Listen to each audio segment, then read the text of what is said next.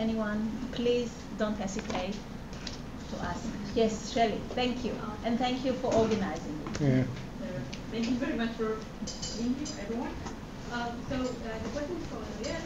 One question for advocacy and another question about enforced disappearance. So you mentioned that one of the tactics of advocacy is trying to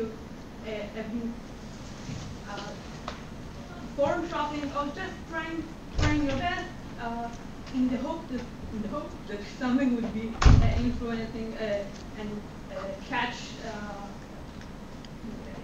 But when the boomerang comes back to hit you, and when it's counter-effective, and when courts do the best to learn the wrong thing from one another.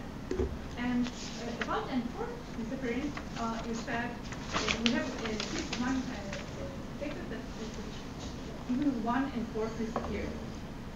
If it's a systematic phenomenon, is there a question of a quantitative measure? If only one is disappeared, the systematic of enforced disappearance. Yes. So we take. What do you prefer? Okay, Yeah, maybe answer because I let them think about their question. Yes. But listen to the answer. And you can also respond now to Eitan and Yael. Very interesting comments. Yeah. So thank you. There are too many things to say. You can choose. First, I feel bad that the article that you circulated was a Google translation of an article written in Spanish. And I talk about something completely different. But the idea is the traditional concept of enforced disappearance probably doesn't capture all the problems of citizens and people left aside from the state, who don't get the state protection, and because of that, they don't even have the right to have rights. So that's the key problem. The debate from people coming from Latin America is we don't want to dilute the political force of calling something enforced disappearance. So we tend to be more reluctant to embrace the concept of social disappearance if that will mean that now everything is a social disappearance and nothing is an enforced disappearance. So we are concerned about that. Calling something forced disappearance, at least in the context of Latin America, has a very powerful meaning that mobilizes, that generates social reaction. So we try to be very protective of that. The boomerang effect and the negative effect, we don't control what comes back. We control what we do and not what it comes back and how it comes back. So we need to be very responsible on what we do. The first one is that we learn is do not create false expectations. So social transformation is not going to happen because of the UN, because of a little letter from the working group, despite that I spent my whole life working on international human rights organizations. We have a friend, a Mexican diplomat, that said North Korea is trying new nuclear missiles now, but don't worry that the Human Rights Council is sending a letter expressing their deep concern, okay? So being very sarcastic, that's the approach. I believe that the boomerang comes in many ways that strengthen the position of the victims. For instance, give more voice, legitimacy, new ways of thinking and framing the problem. And by framing in a different ways, we have different institutions to be accountable for the situation. In this case, enforced disappearance. Many times, yes, it comes in a negative way. And we need to be responsible, and our ethical responsibility is to be aware of those unintended consequences. But I don't know if you have. And what about the one? The one. Well, the one. For the purposes of the international criminal law, is a generalized attack on the civil population. And one of the crimes in this generalized attack could be an enforced disappearance. So if we have a generalized attack on the civil population, just one enforced disappearance that fit in that generalized attack will constitute a crimes against humanity. If we have one isolated case of enforced disappearance, I consider that that is a grave human rights violation, but not a crime against humanity. That's my approach. Many of my colleagues in Latin America say that just one is enough to call crimes against humanity. I don't believe that. I believe that it should be part of a generalized attack. Thank you. Thank you. You, do you want to? Sure. I think you addressed Let's the put- concern briefly in the beginning of your answer now, but yeah, I am. So Eitan mentioned the fact that the legal concept is the inception of a legal concept in a specific context, Correct. and then it moves to another context, and then the question is, does the difference make a difference? Correct. Right. Mhm. And here, so the ambition of human rights lawyers is often to expand the concept, so Correct. you have more claim. And the danger is diluting it, and the question of, do we really need it, right? So Correct. if we talk about our hostages, Mhm. they're maybe formally it answers the definition of enforced disappearance, but it's murder, it's rape, it's kidnapping, it's enforced Of course. detention, and it seems to me that it But it doesn't.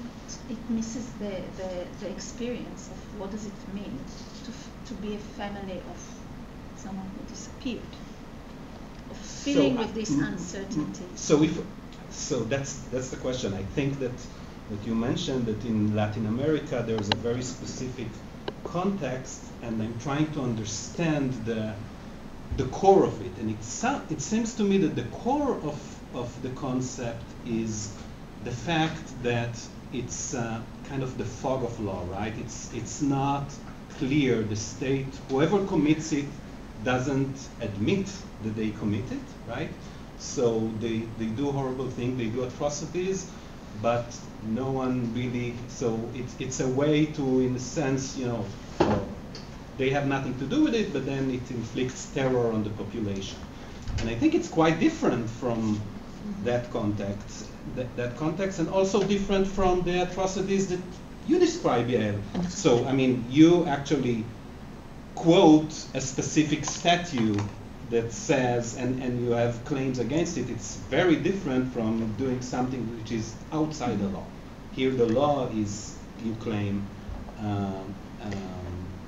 make people socially disappear. But so, my question to you is, how do you see that, and where do you stand on the extension versus, and of course, the same dilemma is not only about enforced disappearances, it's also, we see it now about genocide, about ethnic cleansing, and so.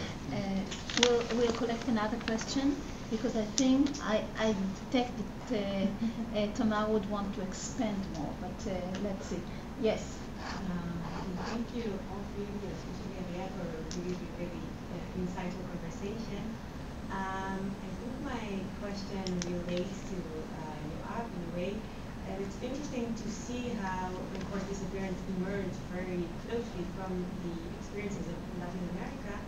But to me, the question of expansion versus unionist institutions are particularly evident in more racialized contexts, where it seems that the experience of disappearance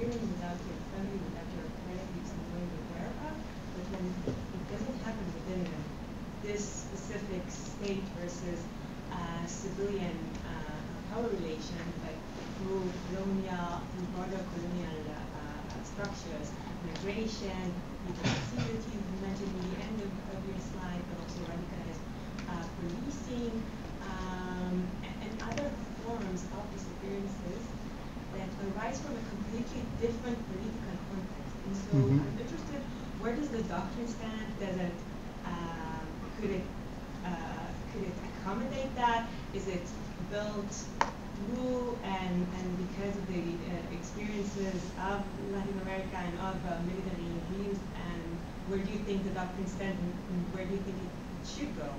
And my second question was, it's interesting, where I don't think we're discussing the hostages as enforced disappearance here, because it will include the inevitable recognition of Israel's own conduct in terms of being very actively engaged with the forced disappearance itself. And to that I was quite curious, Ariel, whether you have advice to civil society here on how to approach this topic and what kind of normative force or argument force you think enforced disappearance carries when legal avenues seem to have been closing, when the courts seem to have been approving it or refusing or delaying its verdict, which is another, I think, very forceful way of legitimating things here, just not making decisions, right? Giving more and more delays within the legal proceedings against that.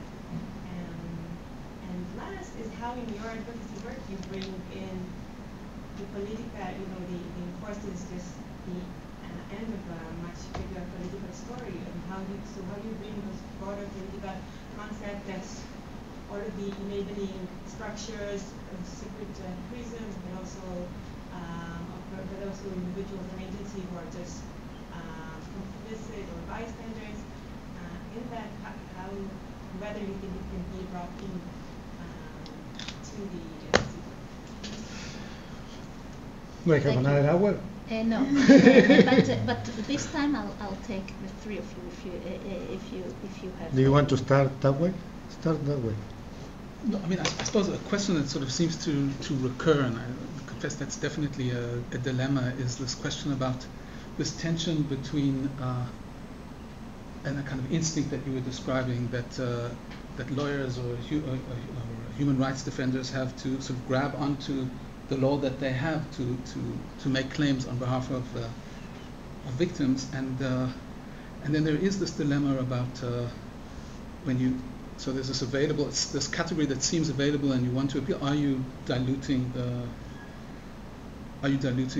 category? I think also though there's a motivation not just to make legal claims. I think what we're seeing more and more is that the category is associated in the public mind with a history and a context. So when you say genocide, you're not just making a legal argument, you're evoking the Holocaust, or you're evoking history. When you speak about apartheid, you're saying Israel is apartheid, South Africa with that kind, and obviously that's a tool that can be in some cases effective, but there's a danger there, and you're perhaps exhausting the analogy. I mean, you're pushing it too far, and also you're complicating the relationship to the legal category. You're endangering perhaps the legal category. So that you use this word dilemmas. I think at some point, I think there are a lot of dilemmas around using these categories. Yeah. Just to follow up or disagree, I'm not sure with what Eitan said. I'm just thinking that the argument of don't call this genocide because it's a dilemma, not a... No. When people say don't call it a genocide because it dilutes the zilut shel Shoah, I don't think I've heard that being argued with regard to the term apartheid, and I think that's interesting because this reaction of it's argued. I mean, this is something that is being said in Israel, obviously. Don't take the Holocaust from us. Like, the Holocaust is ours. Nobody's saying that about apartheid. Like, it's okay to take it from the South Africans. I think that's because it's ours. The role of the victim. Exactly, it's ours. So the objection to dilution is very much dependent on the position that a person is in. I wasn't objecting, but there was. No. I'm not. Which is why I'm not arguing. I'm following up, not arguing. Definitely. I'm just a thought about following what Yoav said and also what Ariel said, that it's interesting that you said that the purpose of enforced disappearance, at least originally, was as a chilling effect and to create terror in the population. Well, I think we think of it today, when it's not only in that context, as the harm done to the immediate victims and their families, but not it. We're not trying to there's not necessarily an intent to deter the population, the opposition, from doing anything. Definitely, that's not. I don't think that would, in the context of either the Israeli hostages or the Palestinians held in Israeli prisons, I don't think deterrence is an issue. Definitely not with regard to the hostages, but also I don't think Israel is holding the Palestinians incommunicado in order to deter from anything. That's not it. Definitely what I'm talking about in social disappearance, it's not about deterrence or a chilling effect. So in that context, it's definitely expanded. But enforced disappearances that concept has also been expanded beyond the element of beyond the chilling effect. Sure. I'll just say that in the context of, do we speak of enforced disappearance or hostages or kidnapped? So kidnapped is not a legal term, not an international legal term. Hostages is, and I think the constitutive element in hostages is the fact that this is done in order to coerce a government to do something, and that element is very strong. So this is appropriate. I mean, it's like we say, why, or if possible, also. They're both hostages and enforced disappearance. In the UN, there's a working group on enforced disappearance, not on hostages. So you play with what you have. So yeah, that's just before Ariel, I just want to, because you're commenting on the specific context and on the generalization power of law, and since you are talking about social disappearances, we have the context here, which I'm writing about a lot these days, about the present absentees, right? The image of the absentee who is present. Mm-hmm. This is here with us since the Nakba, right? But when you use the word social disappearance, it plays with the international imagination of forced disappearance, but then it is disassociated from a longer history of a concrete history here in Israel. But I'll shut down here just one more thing. You said that one of the differences is that here it's done under the law, and so does the difference make a difference? That's the question is there. But also, I'll have to say that originally when I wrote it down, because I wanted to be very precise, I wrote under color of law, because I think not every the fact that there's a provision in legislation does not mean that this is actually legal, which brings us to a broader thing. But Ariel, your final words. So that is great. I achieved my goal, that is to give elements to have a legal discussion. What are the issues that we are dealing with? So that's excellent. Good luck solving those tensions. So the dilution, I'm against diluting. I don't believe that everything is enforced disappearance. I don't believe on that. But that's why I believe let's learn from how this concept evolved and how we deal now with all these different social situations. Do we call certain things enforced disappearances, others not? But let's learn how to be creative, how to use all the different venues. For me, it's just my 2 cents on the question of hostages. If we deal with overcome the issue of state participation, and we recognize that Hamas control has a state authority or similar to state authority, or is a political group. So if we deal with that, for me, the question is, here we don't know the whereabouts. Even now that people are saying X number are dead and X number are still alive, we don't know where they are. We know that they are in Gaza. Well, the 30,000 disappeared in Argentina, we know.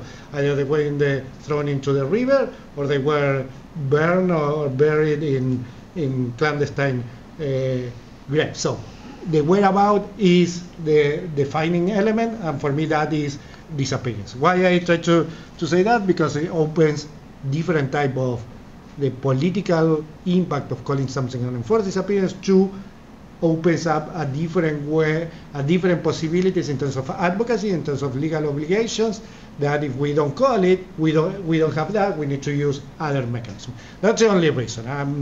Nothing else. I'm an advocate, and I try to see where I can try things and maybe enforce disappearances produce a result. Where is the doctrine today? I don't know. It's all over the place. That's why we do that. Where is the sociologists are pushing for the social concept of disappearances? The lawyers, traditional lawyers, we are holding tight the narrow concept of enforced disappearance, and in between is what we are all struggling, is how we limit police, state, political groups' violence. How, and I call, and I wrote and I sent you the article, I call, if this is a crime against humanity, it's not because of the number. It's because we are erasing the humanity. And at the end of the day, that's what enforced disappearance does. Is we eliminate the humanity. You lose the name. The Argentines, some of those who were killed, they were buried as NN. NN, no name. So we try to erase that. When we say that it's a violation of the right to recognize your legal personality under the law, is eliminating that. Is forgetting that the pictures that we see, this is the tragic things, the pictures. We are all getting older. The pictures that disappear are the only ones that remain the same. And that's why in most countries, the pictures of the disappeared are in black and white. Because, and then, sorry, and with this, I finish. And even when we are successful in a disappear that we encounter probably 20 or 30 years later, the parents are looking and say, I remember that my son or my daughter, they left my house wearing jeans and a white shirt and tennis and long hair, and they have a tattoo here. 30 years later, if we found a mass grave and we exhumate that grave and we do the DNA test and we determine the identity of the person, the mother that for 30 years remember the jeans, the white t-shirt, the tennis, now receive bones. And we call that it was a continuous violation from the day that they disappeared until they were returned. But the human drama doesn't end when it returns. It continues. And the lawyers, we may say, oh, we were successful. We found the body, we returned the body, we identified the body. But what about the human suffering through that, and then what it comes after that? So for me, when I said, are we our brothers' keepers? Are these our disappear? Is our collective responsibility to deal with that. And fighting enforced disappearances is fighting for our own survival and for recovering our own humanity. That's my final word. Thank you. And for the students who didn't get the chance to ask, Ariel is still with us, right? He's teaching a course here, and you are all invited to write to him and ask in person if you want. So thank you very much. Because I have hope, I teach on sports and human rights, you know.